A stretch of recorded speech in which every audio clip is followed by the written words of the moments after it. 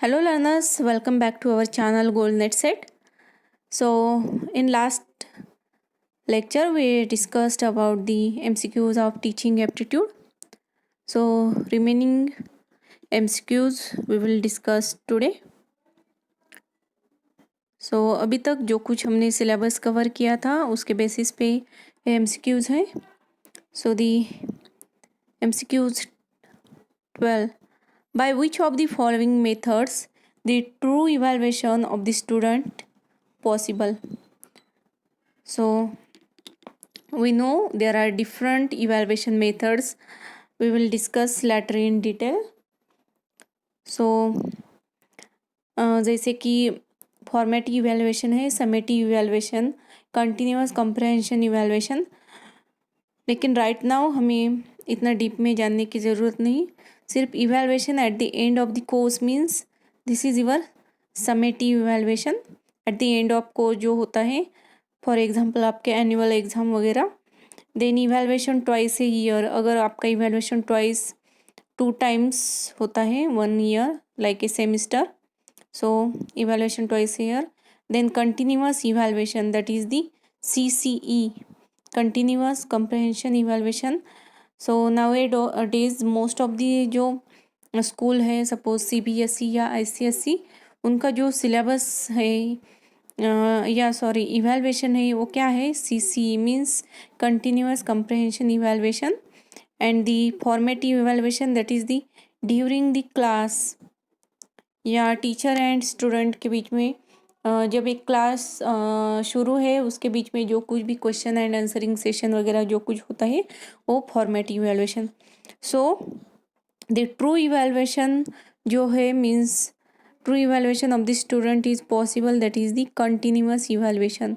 Continuous evaluation में क्या होता है, आपके असेसमेंट वगैरह होते हैं वहाँ पे once in a week. Then unit test वगैरह जिसे बोल सकते हैं हम. एंड दी क्लासेस में भी लाइक ए फॉर्मेटिव इवैल्यूएशन की तरह वहाँ पे फॉर्मेटिव प्लस मीन्स आपके असेसमेंट वगैरह वहाँ पे होते हैं. सो that is the continuous comprehension evaluation. So that is the correct answer. Then next one is when some students are deliberately attempting to disturb the discipline of the class by making mischief, what will be your role as a teacher? अगर कोई एक student deliberately या जानबूझ के आपके class को disturb कर रहा है अपने नॉटीनेस से या अपने बिहेवियर से, तो आपका रोल क्या है अगर आप एक टीचर हो? तो एक्सपेलिंग दो स्टूडेंट्स, आप उस स्टूडेंट को एक्सपेल कर दोगे स्कूल से, उसे निकाल दोगे बाय ऑफिशियल लेटर लेके, या आइसोलेट दो स्टूडेंट्स, या फिर उन्हें सेपरेट करोगे. Reform the group with your authority, अब अथॉरिटी को बोलेंगे इसके बारे में. या फिर giving them an opportunity for introspection and improve their behaviour. Introspection means उन्हें एक चांस दोगे अपने आप में झांकने के लिए, मीन्स ऑब्जर्व करने के लिए अपना मेंटल एंड इमोशनल प्रोसीजर जो कुछ भी है उन्हें एक चांस दोगे. सो the most appropriate answer is here D, giving them an opportunity for introspection and improve their behavior. So the next is, if a parent approaches the teacher to do some favor to his her ward in the examination, the teacher should. अगर कोई एक parent बोलता है, अगर उसका कोई means बच्चा या और जो कुछ भी स्कूल या कॉलेज में है और वो टीचर को बोलता है कि उसे एग्ज़ाम में हेल्प करो, या मीन्स जिस भी तरीके की हेल्प होगी, तो try to help him, ask him not to talk in these terms, refuse politely and formally, and he ask him rudely to go away. So the most appropriate answer is here C, refuse politely and formally. आप refuse कर सकते हो politely, ना कि rudely. There is no need to shout और there is no need to become rude, or there is no need to try to help him. So the most appropriate answer is the C.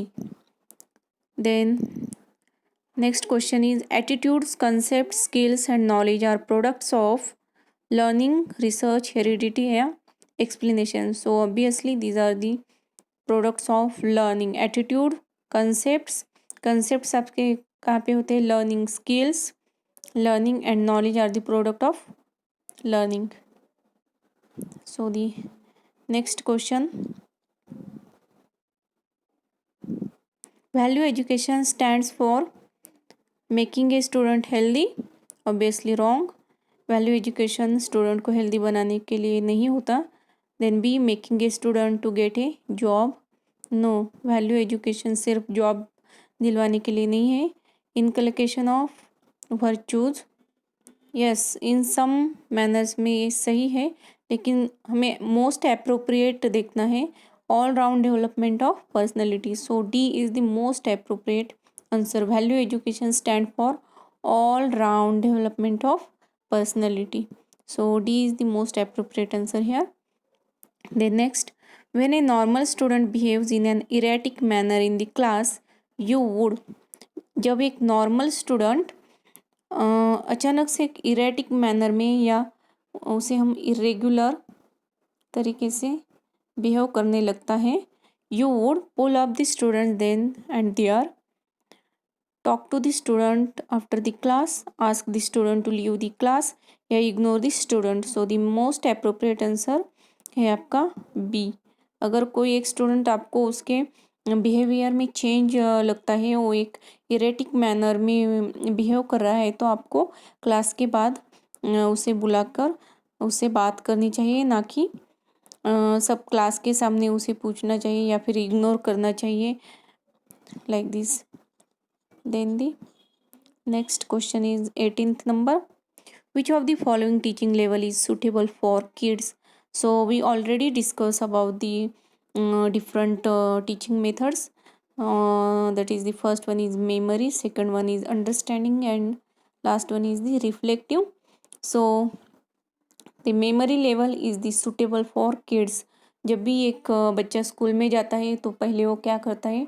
Alphabet सीखता है, number सीखता है. That is means क्या करता है वो? अगर उसे कुछ समझ में भी नहीं आता तो भी क्या करता है वो? याद में रखता है. That is the rote learning that is related to your memory level. So the teaching level is suitable for kids is the memory level. So that is the answer. C, option C is the correct. Then next, which of the following is also called introspective level of teaching? So introspective level means अपने आप में आपको observe करना चाहिए अपना mental and emotional process. So उसे हम introspective level कहते हैं. So memory level is not introspective, वहाँ पे सिर्फ रोट लर्निंग होती है. देन अंडरस्टैंडिंग लेवल में आपका मेमोरी प्लस अंडरस्टैंडिंग मीन्स आप कंसेप्ट को थोड़ा सा डीपली उसमें समझते हो. और reflective level that is the introspective level of teaching. So C is the most appropriate answer. Reflective में आप क्या करते हो? वहाँ पे मेमोरी भी होती है, अंडरस्टैंडिंग भी होती है, and as a research student आप सारी चीज़ों को वहाँ पे आप इमेजिन करते हो एंड फ्यूचर पॉसिबिलिटीज़ भी चेक करते हो. सो that is the reflective level. ये सारी लेवल्स मैंने ऑलरेडी इस पे वीडियो अपलोड किया है. आप यूट्यूब चैनल पे जाके वहाँ पे सर्च कर सकते हो levels of teaching. So I already discuss there in detail. So the next question is, how many teaching levels are available? So अभी हमने देखा there are the 3 levels of teaching: memory, understanding and reflective level of teaching.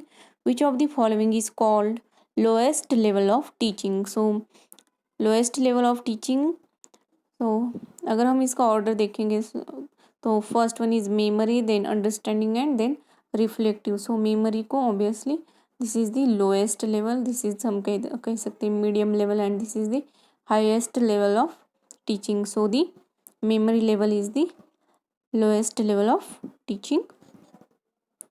Then which of the following is type of teaching and learning adopted by animals? तो animals and हम कह सकते हैं कि हमारे छोटे बच्चे एक सेम स्टार्टिंग पॉइंट से वो शुरू करते हैं चीज़ों को सीखने के लिए. सो वहाँ पे क्या होता है, वो चीज़ों को देखते हैं एंड देन अपने माइंड में वो स्टोर करने की कोशिश करते हैं क्या क्या उनके साथ हैपन हुआ है, एंड उसके मीन्स वो हिस्ट्री को याद करते हुए मीन्स आगे क्या हो सकता है इस तरह से। अगर वो फायर को टच करते हैं तो उन्हें पता है कि ये गर्म होता है, अगले नेक्स्ट टाइम वो वहाँ पे टच नहीं करेंगे। लाइक दिस इंसिडेंट से वो अपने मेमोरी में याद रखते हैं। सो that is the memory level. Then next, which of the following set of statements best describes the nature and objectives of teaching? Indicate your answer by selecting from the code. So हमें nature and objectives of teaching यहाँ पे जो जो features means appropriate है options उसे टिक करना है। सो इस पे भी मैंने वीडियो अपलोड किया है, objectives of teaching which are the nature and objectives of teaching. आप वो चैनल पे जाके देख सकते हैं। So first one is teaching and learning are the integrally related. There is no difference between teaching and training. Concern of all teaching is to ensure some kind of transformation in students. D. All good teaching is formal in nature. Then E. A teacher is a senior person. And F. Teaching is a social act whereas the learning is a personal act. So